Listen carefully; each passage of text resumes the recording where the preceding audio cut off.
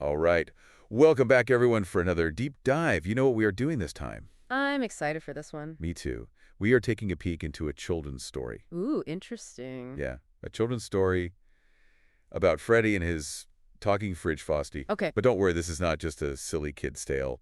Uh, I know what you're thinking. I was gonna say, is it one of those ones where, like, the moral of the story This is so much more than that. hits you over the head? Exactly. But it does have like a deeper message for all of us. Okay, I like that. About food waste and organization, keeping our fridges like nice and clean. Oh, very relevant. Yes, it is. We all have Who doesn't FOMO. love a good fridge clean out? That's the thing. It uses humor and fantasy to get us thinking I like that. about something that we all deal with, right? Like, That's a good way to like teach kids too, exactly. to make it fun. Exactly, so they actually listen. And I think a lot of adults even have like an aversion to like cleaning or organizing. Yeah. So if we can like make it more fun and have some talking veggies. Gamify it a little bit. Yeah. And a yogurt cave. Ooh, a yogurt cave. Don't forget the yogurt cave. I am intrigued. It is a wild ride of the magical food kingdom. I am ready. But it really cleverly uses all that to highlight the very real issue we all face, which is managing our food and minimizing waste.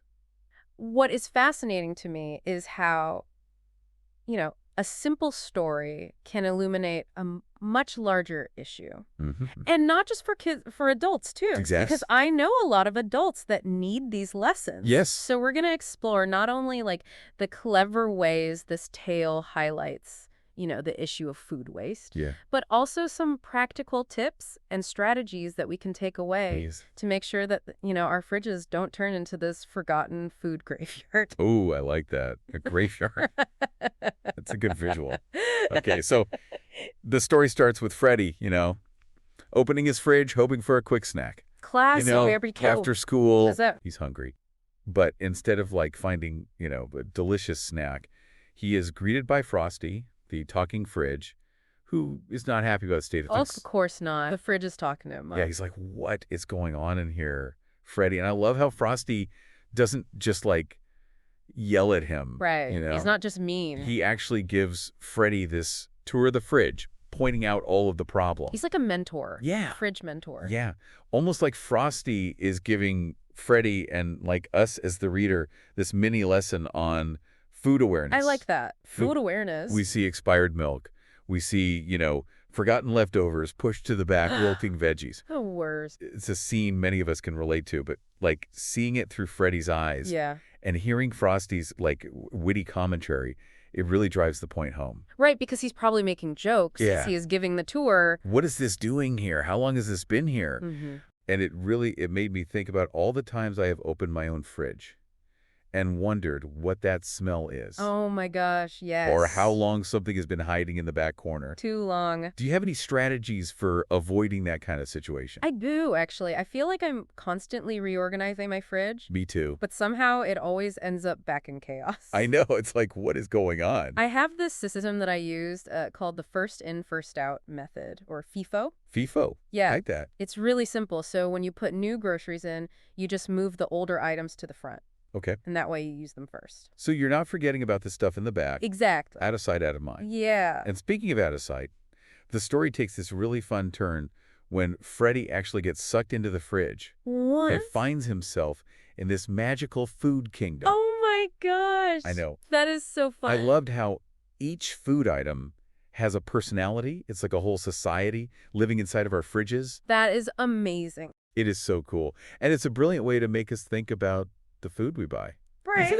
Like, where does it come from? Yeah, we meet characters like Larry the Limp Lettuce, who is clearly not happy about being left to wilt in the crisper drawer. Poor Larry. I know Larry the Limp Lettuce. I feel for him. But it does make you think even something as simple as forgetting about a head of lettuce Yeah. contributes to that huge global problem of food waste. It all adds up. It does. And it is not just about money down the drain. It is about the resources wasted in producing and transporting that food. Absolutely. And actually, according to the UN's Food and Agriculture Organization, roughly 1/3 of all food produced for human consumption is lost or wasted globally. Oh, wow. That's a crazy amount. 1/3. Yeah. That is a lot of food. And it has serious implications for the environment, for our economies and food security. Yeah, that is a sobering statistic. Yeah, it makes you think. It does make you think. So Freddy eventually escapes the food kingdom, but not before learning some valuable lessons about organization and respecting the food that he has. He had a good journey. He did. But isn't there a downside to being hyper-focused on expiration Oh, dates? yeah. Because sometimes I feel like I'm throwing out perfectly good food because I'm afraid to eat it past the date on the label. That's a good point. You know, best by and sell by dates are often more about peak quality than safety. Okay. So a lot of food is still perfectly edible. After those dates, that's where you have to use your senses, Okay. look for mold, smell it, even taste a tiny bit if you are unsure. You are right. I have to get better at trusting my senses. I mean, obviously, don't eat something that is covered in mold, Yeah, that's bad. but If it looks fine. if it looks fine and it smells fine, you can probably still eat it. It is about being more mindful and informed, not just blindly following those dates. Right. And that seems to be what Freddy learns by the end of the story. Yeah. He comes back to his kitchen with a new sense of responsibility for keeping his fridge organized and using what he has before it goes bad. What a good kid. I know. What phrase? Such a good message for all of us. It's not about being perfect, Nobody's perfect. We're all human. but it is about making those small changes in our daily habits yes. that can add up to a big difference. Little things Yeah. make a big difference. Maybe try like designating a leftovers night each week. Ooh, I like that. I do that. Yeah. Or investing in some clear containers so you can actually see Oh, yeah. what's in your fridge. I hate when you can't see. Me too. I am like, what is in this? What is that? Tupperware. Even something as simple as making a grocery list and only buying what you need Being prepared. can help reduce waste. Exactly. It really is just like making those small changes. So what is the biggest takeaway that our listeners should ponder after this deep dive?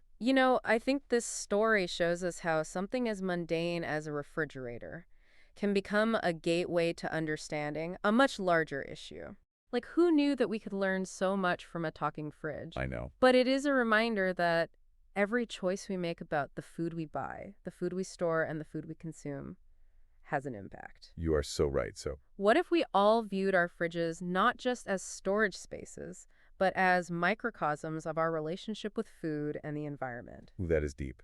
That's something worth thinking about. That is a fantastic point to end on. Thanks for joining us for this deep dive into Freddy and Frosty. Stay curious and keep exploring.